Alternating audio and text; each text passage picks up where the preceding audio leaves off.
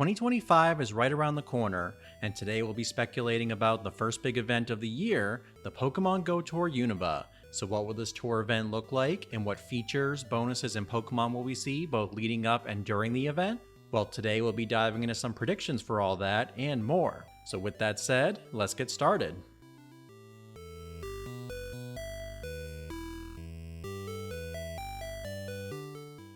Welcome back, everyone. So for the past 4 years, Pokemon Go has cemented the Go Tour event as part of its yearly schedule. We saw the debut of the Go Tour in 2021 with the Kanto event, which was part of Pokemon's big celebration for its 25th anniversary. Initially, when we found out about this event, I just thought it was going to be a one-time event for the massive milestone. However, after its success, we saw additional Go Tour events for the Johto, Hoenn, and Sinnoh regions as well. Now with the current pattern established, February 2025 is set to have another Go Tour event. And if we continue with the regional order, this means Gen 5's Unova region will be up next. Now traditionally, the Go Tour gets announced in early December, so we don't have any concrete details locked in just yet. But since we're really excited for the next Go Tour event, we wanted to make some predictions for what we could see during the Unova Tour. So starting off our predictions, let's talk about when the Go Tour Unova could happen. In the past, we've seen Go Tour events happen on a weekend around Pokemon Day, which for those who don't know is celebrated every year on February 27th. In 2025, this day falls on a Thursday, so I could see a 2-day global Go Tour event happening the weekend before on Saturday, February 22nd and Sunday, February 23rd. And this pair of dates makes sense since the Saturday after Pokemon Day is March 1st, and that's usually the date that marks the start of the spring season. So if you don't want to miss out on this massive 2025 event, I'd suggest blocking out work or other plans from that last weekend of the month. Now, along with the global event, we've also seen live in-person Go Tour events held over the past 2 years. In 2023, we had a live Hoenn Tour event in Las Vegas, Nevada, and in 2024, we had a Go Tour Sinnoh event in Los Angeles, California. And both of these events happened the weekend before the global Go Tour, so it's likely they'll do a live Go Tour Unova event on Saturday, February 15th and Sunday, February 16th. It's also possible we could see another US West Coast-based event in 2025, but we don't exactly know where they'd hold it for next year, so if you have any ideas, be sure to leave your best guesses about the location in the comments below. So now that we've established a date for the Go Tour event, let's talk about what the Go Tour Unova could look like. There's a lot involved with making a Go Tour event happen, including specifically themed wild, egg, and raid Pokemon, hourly rotating habitats, special research and collection challenges, special mythical shiny releases, and more. So with that in mind, let's talk about the first Unova Tour feature, the rotating habitats. During any of these big global weekend events, there's always been rotating special habitats that feature certain Pokemon. For the first 2 years of Pokemon Go Tour events, we had special habitats themed around towns and locations from the Gen 1 and 2 games. Then for the Go Tour Hoenn, we had specially named habitats with an array of Pokemon representing those themes. Finally, 2024's Go Tour Sinnoh event combined elements from Pokemon Diamond and Pearl and Pokemon Legends Arceus to create a unique future past rotating habitat system. So with that in mind, what could they do for the habitats for the Go Tour Unova? Well, my best guess for how they'll work is they'll be based on the 4 seasons: winter, spring, summer, and fall. And there's 2 reasons why I support this theory. If you've ever played Pokemon Black and White before, you know these games are the only 2 mainline games to use a rotating seasonal system. For example, if you're playing the game during the winter time, you'll see snow on the ground, whereas you'll experience unique tree and leaf colors if you play the game in the fall. But along with using a rotating seasonal system, Black and White also debuted a unique Pokemon form with the season Pokemon, Deerling. This Pokemon has 4 unique forms representing the 4 seasons, and I could see Niantic heavily featuring each one in their respective habitats. Now keeping on with the theme of seasonal habitats, let's talk about what Pokemon we could see for each. In years past, each habitat has had 10 to 15 Pokemon present, with each encompassing part of the theme of said habitat. So for the Go Tour Unova's habitats, these are our predictions for each habitat's Pokemon spawns. And as you can see, this splits up a bulk of Gen 5's Pokemon roster fairly well. Of course, even if we do get seasons for the habitats, it's possible some Pokemon will either be switched out to other habitats or not even be present in habitats entirely. Like, it honestly wouldn't surprise me if Pokemon like Druddigon or Zorua were featured through raids or special research tasks, but who knows? But up next, let's talk about eggs. Since the Go Tour Johto, event eggs have included some really unique Pokemon, such as the baby forms or regional variants. Not to mention these eggs have also had boosted shiny rates, which is really great if you want to add some of these Pokemon to your collection. So what eggs could we see for the Unova Tour? Well, in 2km eggs, I could see Snivy, Tepig, Oshawott, and Larvesta being featured. Then in 5km eggs, I could see Sawk, Throh, Heatmor, Durant, and Larvesta.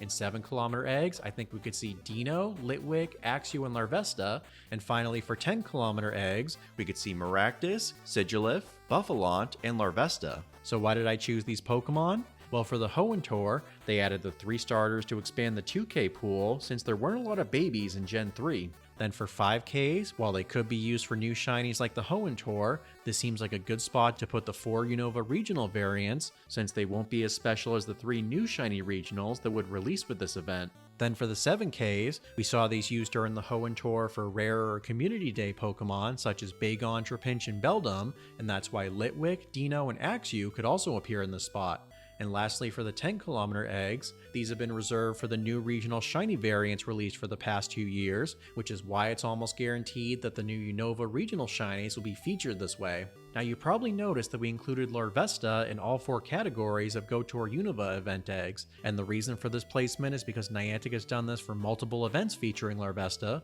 so why would things be any different for the Unova Tour? But moving on to our next prediction, let's talk about a fan favorite feature of the Go Tour events, the brand new shiny releases. One of the big aspects of the Go Tours is they typically release every currently locked shiny Pokemon for that region, outside of Mythicals of course. Now unfortunately, the list of Unovan shinies left to release is relatively short, as there aren't too many that are still locked at the time of this video. Outside of the Unovan Mythicals, we're only missing shiny forms of Deerling, Seawaddle, Maractus, Sigilyph, Buffalont, and the red and blue forms of Basculin. Now Seawaddle was confirmed to be the Calm Day Pokemon for October, so this eliminates it from the new shiny list. However, I could see Niantic holding the rest of these until February 2024, and that's why I think the rest will all be new shiny releases for the Go Tour Unova. So for our next prediction section, I want to talk a little bit about routes, party play, and field research tasks. Both the Sinnoh Tour and GoFest this year had special encounters when using these features, so I could see the Unova Tour also making use of them. During the Sinnoh Tour, we saw White Stripe Basculin make its debut, but only as an encounter when doing routes. So for the Unova Tour, I think it'll take a page from the Sinnoh Tour's book and have Red and Blue Stripe Basculin available through routes as well. Additionally though, I could see some special Pokemon being featured through party play and field research tasks. In particular, I could see either of these features offering additional encounters with Throh, Sawk, Heatmor, and Durant, since they're the group of lighter regionals compared to the 3 big ones that'll be available in 10km eggs. But along with the lighter regionals, I think we'll also see the new costume Pikachu featured here as well, since it's tradition to have some variants debut through these events. So what costume Pikachu do I think we could see? Well, for the Go Tour Unova, I have a feeling we'll see 2 Pikachu variants representing the black and white protagonist, Hilbert and Hilda. Though on the other hand, we did have 4 hat Pikachus for the Sinnoh Tour, and I think it's possible we could see another 2 with visor caps from the black and white 2 protagonists, Nate and Rosa. And that about covers all the normal Pokemon that could be involved with this event, but what about the Gen 5 Legendaries and Mythicals? Well, if you don't know Unova, it has a lot of them, and I don't think they try and cram all of them into a 2-day event. Instead, I think we'll have most of the Unovan bosses and raids leading up to the tour, either in normal raid rotations or a single-day format similar to the Road to Sinnoh or Ultra Beast Incursion events. But regardless of the way they appear, I have a feeling that this is going to be how we'll be able to raid the 3 Swords of Justice, as well as Genesect. And hopefully this time around, they'll finally give us the shiny variant of Chill Drive Genesect. After all, this is the only drive that's still currently shiny locked, and it would be a little odd for it to stay that way after a massive event themed around its region. Now when it comes to the 3 forces of nature, I predict that these will be the roaming legendaries in the wild. We've seen the legendary beasts, Eon Duo, and Lake Trio spawning during the past 3 Go Tour events, and with these being the roaming legendaries of Gen 5, I imagine these will be the ones they'll be spawning about. So with the forces of nature, Swords of Justice, and Genesect taken care of, that just leaves Zekrom, Reshiram, and Kyurem as the final Unova legendaries, and like previous Go Tour events, I predict that they'll be at the forefront of legendary raids for the first day of the tour.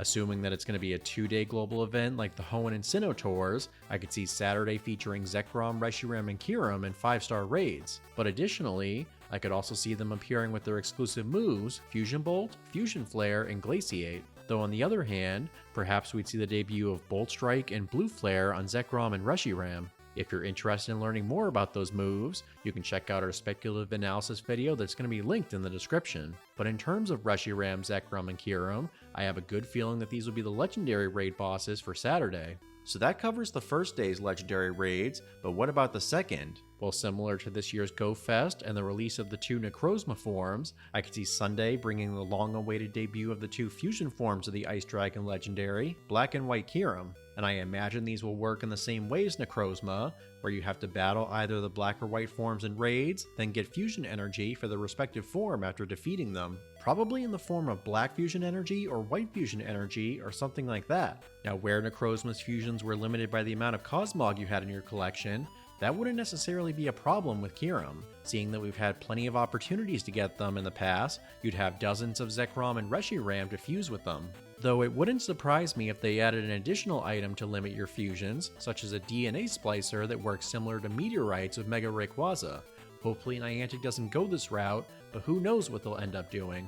But along with the release of Black and White Kyurem, I also think it's extremely likely they'll get their signature moves, Freeze Shock and Ice Burn. And I gotta say, this would be extremely exciting if they do, as they're already pretty powerful with their current data mined movesets. If you're interested in learning more about these new moves, we'll have a speculative analysis on them coming soon, so be sure to subscribe so you don't miss that upload. Now, the last prediction we want to talk about today is a bit of a tricky one, and that involves the Unova Mythicals, Victini, Meloetta, and Keldeo. For each iteration of the previous Go Tour events, there's traditionally been masterwork research that awards a shiny mythical from that generation, but the shiny mythicals they've released so far have been available at some point through legitimate means in the main series games. When it comes to the 3 Unova mythicals though, none of these have been shiny eligible before. Also, we're excluding Genesect from this list because 1, it's a raid mythical, and 2, it's already shiny. Now, some people think that because these 3 have yet to have an official shiny release, that means they won't be able to appear shiny in Go. So if that were indeed the case, perhaps they'd use the masterwork to instead release Keldeo's Resolute form or Meloetta's Pirouette form, but honestly, I don't think this will happen. When it comes to Keldeo's other form, I predict that the winter Pokemon Go season will heavily focus on it and finally provide its free release after it debuted as a ticketed Pokemon in 2023. I imagine like Poipole, Cosmog, and Hoopa, there will be a seasonal special research that will feature Keldeo with certain parts that unlock through future events. Then once we reach the climax of the season, players will gain the ability to change Keldeo into its Resolute form, which would be a really exciting addition to the game. But getting back to the masterwork research, if I had to make a guess for which mythical Pokemon we'd get, I'd say that we'll see the debut of Shiny Victini as a reward encounter. Pokemon Go is a big enough game at this point that I don't think the Pokemon Company would have a problem with Go releasing a shiny mythical before any other game. Though with that said, it's possible the Pokemon Company could beat Go to it and distribute Shiny Victini in the main series games before the tour. Who knows what they'll do, but regardless, if we do get a shiny mythical for the Unova tour, I'd place my money on Victini being that mythical. And that about covers all of our predictions for the Go Tour Unova at the moment. And now we want to know what you guys think about this potential Go Tour event. Do you agree with our predictions, or do you think something else will happen? Either way, be sure to let us know in the comments below. And if you enjoyed this prediction video, be sure to give it a thumbs up and subscribe so you don't miss our upcoming content, including more updates for the Go Tour Unova once it's officially announced. It'll be fun to compare our predictions with the actual event once we get the details. So until then, thank you all so much for watching, and we'll see you in the next one.